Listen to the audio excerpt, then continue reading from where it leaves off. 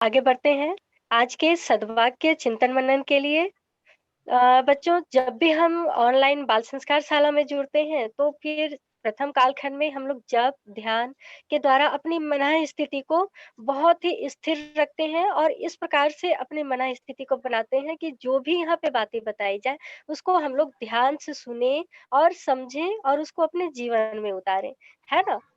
तो जैसे ये ध्यान साधना किस लिए कराया जाता है? जैसे वो होता है ना, जैसे अगर हम कोई भी अच्छे चाहे दूध हो, है ना? अगर दूध को हम छलनी में दुहेंगे तो फिर वो क्या होगा? वो नीचे भाग जाएगा, है ना?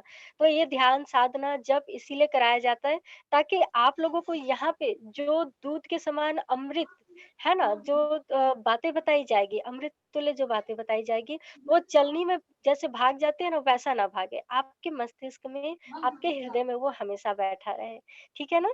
तो आइए बच्चों, हम सभी ध्यानपूर्वक आज के सद्वाक्य की तरफ चलते हैं, है ना?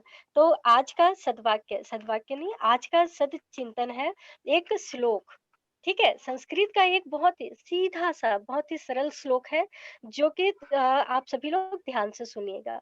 बच्चों, अभिवादनशीलस्य नित्यं वृद्धोपसेविनः, है ना? अभिवादनशीलस्य नित्यं वृद्धोपसेविनः चत्वारि तस्य वर्धन्ते आयुर्विद्या यशोबलम्, है ना? आयुर्विद्या यशोबलम्। तो बच्चों, आज का यह है हमारा सद्वाक्य, है ना? ये श्लोक। अब आप लोग बोलेंगे कि इसका तो मतलब हम लोग को समझ में नहीं आया, है ना? आया आप लोग को समझ में जो श्लोक बोला गया अभी? हाँ, नहीं आया। चलिए, अब हम आप लोगों को उसको अच्छे से बताते हैं कि इस श्लोक में क्या बताया गया है। इसमें सबसे पहले कहा गया है कि जो व्यक्ति अभिवादनशीलस्य, है ना? अर्थात जो माता-पिता और गुरुजनों को प्रणाम करता है, अभिवादन का अर्थात ये जो हाथ जोड़ के प्रणाम करना है ना? आप सभी लोग करते हैं ना अपने माता-पिता को पैर छू के इसको प्रणाम करते हैं ना अपने माता-पिता का? और अपने गुरुजनों को करते हैं ना बच्चों आप सभी? अरे वाह! बहुत बढ़िया, बहुत बढ़िया। है ना? तो इसमें कहा गया है कि जो माता-पिता और गुरुजनों का पैर छू के प्रणाम करते हैं, अर्थात उनका अभिवादन करते हैं, है ना? और क्या कहा गया है कि नित्यम वृद्धोपसेविनः, अर्थात क्या है कि और उनकी क्या करते हैं, सेवा भी करते हैं, है ना? जो माता-पिता का सेवा करते हैं, तो उनका क्या होता है? उनको क्या फ़ायदा मिलता है? नित्यम वृद्धोपसेविनः, है ना? तो क्या होता है कि उनकी हमेशा वृद्धि होती है, ठीक है? उनकी ऐसा अगर नित्य हम अभिवादन कर रहे हैं तो उनकी वृद्धि होगी। किन-किन चीज़ों की वृद्धि होगी?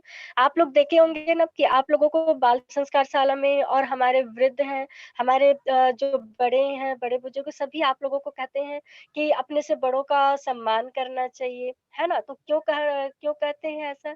इससे आप लोग सोचते होंगे ना कि इससे हमको क्या फ़ायदा होता होगा? तो बच्चों, इससे क्या है कि उससे क्या है कि 4 चीज़ों की वृद्धि होती है ना? चत्वारि तस्य वर्धन्ते, 4 चीज़ों में वृद्धि होती है। कौन-कौन सी? आयु, विद्या, यशो, बलम, अर्थात आयु की, आपकी जो उम्र है ना, वो उम्र और भी ज़्यादा बड़ी हो जाएगी। जैसे ही हम अपने बड़ों का, गुरुजनों का जब प्रणाम करते हैं पैर छू के, तब वो हमको क्या आशीर्वाद देते हैं? क्या आशीर्वाद देते हैं बताइए? जीते रहो, खुश रहो, आनंद रहो, लंबी आयु हो, है ना? ऐसा बोलते हैं ना कि अगर आप किसी बड़े को प्रणाम करते हैं तो आपको कोई डाँटता-वाटता है क्या? डाँटते हैं कोई? नहीं डाँटते, है ना? तो क्या है कि जब हम अपने बड़ों को प्रणाम करते हैं, तो हमको क्या करना चाहिए, जब भी प्रणाम करते हैं तो हमको ढेर सारा आशीर्वाद देते हैं। तो इससे क्या है कि हमारे आयु में क्या होती है, वृद्धि होती है ना? आयुर और इसके बाद विद्या। अगर हम अपने गुरुजनों के संगति में रहते हैं, उनके साथ रहते हैं, तो हम हमारी क्या है, विद्या बढ़ती है ना? हमारे जानकारी, हमारा ज्ञान बढ़ता है ना?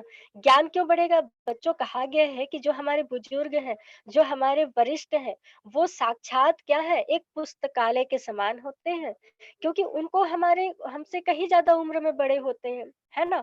उनको कहीं ज़्यादा दुनिया की जानकारी रहती है, ठीक है? तो क्या है कि अगर हम जब भी बुजुर्गों की संगति में बैठते हैं, तो हमको क्या है कि उनके साथ बैठने से ढेर सारा ज्ञान मिलता है। जो लाइब्रेरी में, पुस्तकालय में अगर हम लोग 4 घंटा बैठेंगे ना, तो जितना फ़ायदा मिलेगा, उससे कहीं ज़्यादा फ़ायदा 1-2 मिनट, 1-2 घंटा अगर हम अपने बुजुर्गों के साथ बैठते हैं, तो हमारे ज्ञान में वृद्धि होगी, है ना? तो इसीलिए कहा गया है आयुर्विद्या अर्थात आयु की और विद्या में वृद्धि होती है। और क्या की वृद्धि होती है? आयुर्विद्या यशो बलम। यश में, यश मतलब मान सम्मान में आप लोगों की वृद्धि होगी, है ना? जो अपने माता पिता का कहा मानते हैं, उनको मान सम्मान देते हैं, ठीक है? अपने गुरुजनों का मान सम्मान देते हैं, तो उनके क्या है, उनके भी मान सम्मान में वृद्धि होती है। हर कोई उनकी तारीफ करता है। अरे वाह! ये बच्चा तो कितना अच्छा है, अपने बड़े बुजुर्गों का सम्मान करता है करके, है ना? और उनके आशीर्वाद से उनको हर जगह सम्मान मिलता है। आप लोग देखे हैं आज तक जितने भी महान व्यक्ति हुए हैं, है ना? वो महान व्यक्ति क्या है, अपने बड़े बुजुर्गों के आशीर्वाद से ही तो महान होते हैं, प्रसिद्ध होते हैं, है ना? और वो सफल होते हैं। जो व्यक्ति अपने बड़े बुजुर्गों की संगति में रहते हैं, अपने गुरुजनों की संगति में रहते हैं, उनको क्या होता है, वो सफलता भी प्राप्त करते हैं, यश और मान-सम्मान प्राप्त करते हैं, है ना? और साथ में बल में भी वृद्धि होती है ना? कैसे बल में वृद्धि होगी? वो हमेशा आपसे कहेंगे कि आप लोगों को कैसे यानी कि सारी वो अच्छी-अच्छी बातें बताएँगे आप लोगों को क्योंकि उनके पास ढेर सारा ज्ञान है ना? कि जिससे कि हम अपने शरीर को स्वस्थ रख सकें मानसिक रूप से और शारीरिक रूप से। तो ये सारे ज्ञान हमको अपने गुरुजनों से और अपने माता-पिता से प्राप्त होगा, है ना? तो बच्चों इसीलिए कहा गया है कि जो व्यक्ति यानी कि सफल होना चाहता है, ठीक है? अच्छा आप लोग सफल होना चाहते हैं कि नहीं बताइए तो? चाहते हैं ना आप सभी सफल होना? हाँ, आने वाले कल में आप लोगों ने जो सपने देख रखे हैं कि हमको ये बनना है, वो बनना है करके, है ना? कोई डॉक्टर बनना चाहता है, तो कोई आने वाले कल में क्या है, बिल्कुल राजनीति में अपना ऊँचा नाम रखना चाहता है ना? तो जो भी बच्चों जिस क्षेत्र में भी आप लोग सफलता प्राप्त करना चाहते हैं ना कि हमको उसमें सफलता मिले करके, तो वही व्यक्ति सफल हो सकता है, जो अपने माता-पिता, अपने बड़ों का और अपने गुरुजनों का क्या करते हैं, उनका अभिवादन करते हैं, उनका पैर छू के हमेशा प्रणाम करते हैं, उनको मान-सम्मान देते हैं। ठीक है बच्चों? तो ये है हमारा आज का सद्वाक्य, है ना? ये श्लोक कि अभिवादनशीलस्य नित्यं वृद्धोपसे विनः चत्वारि तस्य वर्धन्ते आयुर्विद्या यशो बलम्, है ना? तो आ गई ना बात समझ में? तो ऐसे यश और बल की वृद्धि होती है, कैसे वृद्धि होती है? मैं अभी आप लोगों को एक छोटी-सी एक दृष्टांत बताती हूँ, है ना? एक छोटा-सा मैं आप लोगों को एक दृष्टांत बताती हूँ, जिससे आप लोगों को पता चल जाएगा कि हाँ, वाक़ई में बड़े बुजुर्गों की और अपने माता-पिता का सम्मान देने से वाक़ई में क्या होता है कि यश और मान-सम्मान की वृद्धि होती है। कैसे बताएँ? अच्छा, आप सभी लोग अभी गणेश जी की वंदना किए, है ना? जो विवेक के देवता गणेश जी हैं। आप सभी जानते हैं गणेश जी के माता-पिता का क्या नाम है? क्या है गणेश जी के माता-पिता का नाम? माता पार्वती और पिता महादेव, है ना? और उनके एक बड़े भैया जी है ना? आप लोग को पता है इनके बड़े भैया जी का क्या नाम है? क्या नाम है बताइए? कार्तिकेय, है ना? कार्तिकेय उनके बड़े भैया जी का नाम है गणेश जी के, ठीक है?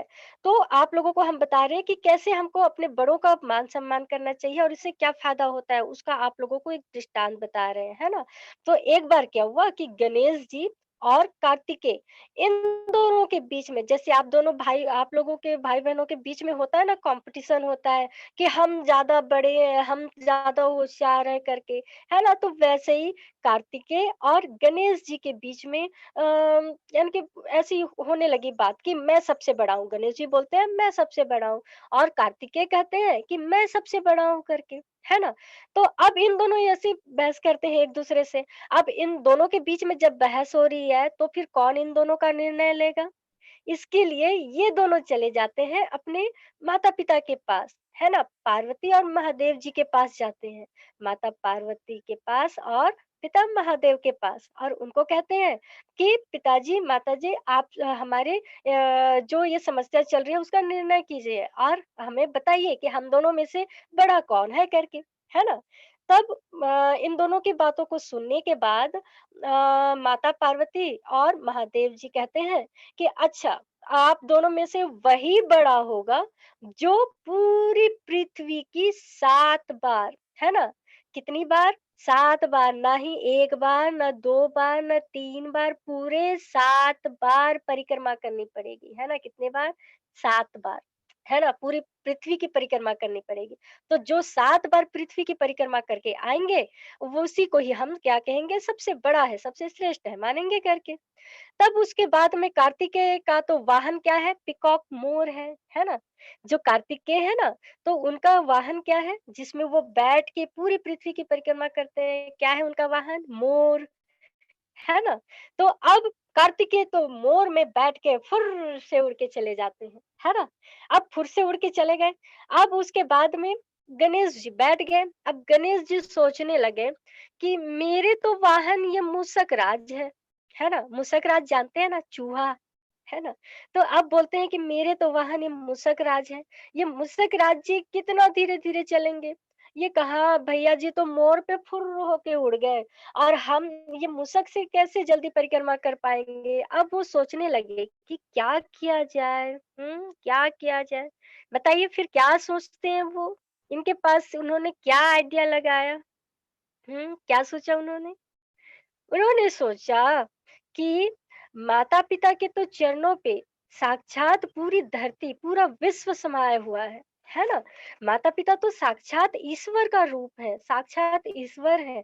अगर हम उनकी परिक्रमा करेंगे, तो पूरे विश्व की परिक्रमा हो जाएगी।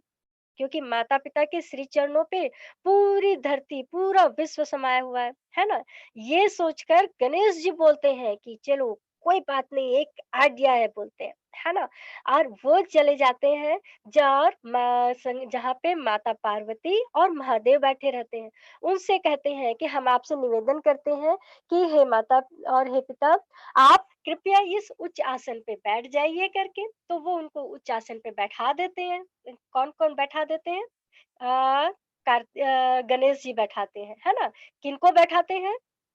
माता पार्वती और पिता महादेव जी को, है ना? ऊँचे आसन पे बैठाते हैं और कहते हैं कि हम आपका क्या करते हैं कि हम आपका तिलक करना चाहते हैं, हम आपकी पूजा करना चाहते हैं करके।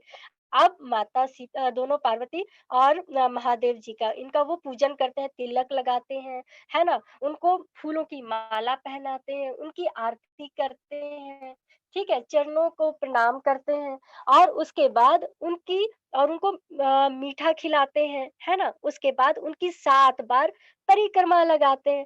अब माता पार्वती बोलती है कि पुत्र गणेश आप ये क्या कर रहे हैं करके? तो फिर गणेश जी कहते हैं कि माताजी ठहरिए, ठहरिए, हम आप सभी का क्या करना चाह रहे हैं? हम आपका पूजन कर रहे हैं क्योंकि आप लोगों के श्री चरणों पे तो पूरा विश्व समाया हुआ है। अभी आपने कहा ना पूरे विश्व की 7 बार परिक्रमा करके आइए करके। तो हम तो आपकी परिक्रमा किए, इसका मतलब पूरे विश्व की परिक्रमा हो गई। तब उसके बाद माता पार्वती और महादेव मुस्कुराते हैं, कहते हैं कि वाक़ई में ये तो विवेक के देवता हैं हमारे गणेश जी करके, है ना?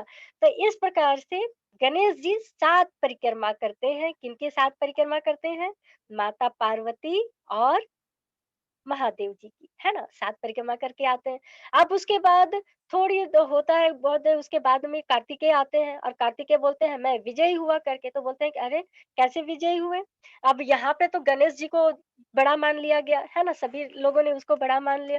तब उसके बाद कार्तिकेय गुस्साते हैं, ऐसे कैसे इनको बड़ा मान लिए? हम तो अभी-अभी परिक्रमा करके आए हैं और ये इनको कैसे ये बड़े हो गए करके। तब उनको गणेश जी बताते हैं कि भैया जी दरअसल माता-पिता के चरणों पे पूरा विश्व समाया है। हमने उनकी परिक्रमा करके पूरे विश्व की परिक्रमा कर ली। तब वहाँ पे एक ऋषि कहते हैं कि अच्छा तो आपने उनकी परिक्रमा की तो क्या-क्या देखे आप? तो तो इसके बाद में का गणेश जी बोलते हैं कि हमने जब परिक्रमा किए तो पूरे सातों समुद्र और ग्रह, नक्षत्र, है ना? तो हमने पूरे वन, पूरी चीज़ों को हमने देखा है करके। वो सारी चीज़ें एक-एक करके गणेश जी बताना शुरू कर देते हैं। जैसे कार्तिकेय बताते हैं कि हम पूरे विश्व की परिक्रमा करके आए तो उन्होंने क्या-क्या देखा। तो इस प्रकार से सभी मान लेते हैं कि हाँ, वाक़ई में गणेश जी क्या हैं, सबसे बड़े हैं। है ना? तो बच्चों देखा तो इस प्रकार से गणेश जी की सभी हम क्या करते हैं, इनको प्रथम पूज्य मानते हैं, है ना? सभी देवी-देवताओं की पूजा करने से पहले हम किसकी पूजा करते हैं? गणेश जी की पूजा करते हैं, है ना? तो इसी प्रकार से बच्चों जो अपने माता-पिता का पूजा करते हैं, जो अपने माता-पिता को सम्मान देते हैं, है ना? तो उनको क्या है कि पूरा संसार उनको सम्मान देता है ना? तो इसीलिए इसी में कहा गया है कि अभिवादनशीलस्य नित्यं वृद्धोपसेविनः चत्वारि तस्य वर्धन्ते आयुर्विद्या यशो बलम। ठीक है बच्चों? तो आप सभी प्रण करते हैं ना कि हम हमेशा अपने माता-पिता का सम्मान करेंगे और उनके क्या बोलते हैं, जैसे हम देखते हैं ना कि आजकल क्या होता है कि लोग वृद्धाश्रम में अपने माता-पिता को छोड़ देते हैं, है ना? अपने बुजुर्ग माता-पिता को। तो हम ऐसा नहीं करेंगे, उनकी हर परिस्थिति में हम उनके साथ हमेशा रहेंगे। ठीक है बच्चों? तो आप सभी संकल्प लेते हैं कि नहीं? ले रहे हैं ना आप सभी? है ना? तो जैसे आज क्या है, 13 फरवरी है ना? आज 13 फरवरी है और कल क्या है, 14 फरवरी, है ना? कल 14 फरवरी है, 14 फरवरी को क्या होता है भई, स्पेशल डे बताइए तो? उस दिन क्या होता है? उस दिन खास क्या रहता है 14 फरवरी को? अच्छा, क्या होता है बताइए? अरे कुछ लोग तो शर्मा रहे हैं, बोल रहे हैं कि उस दिन वैलेंटाइन डे होता है करके। हाँ? क्या होता है उस दिन? वैलेंटाइन डे होता है? अच्छा, क्या होता है भैया वैलेंटाइन डे? हुँ, क्या होता है? जो टीनेजर्स, जो नवयुवक-युवतियाँ होती हैं, है ना? एक-दूसरे को क्या करते हैं?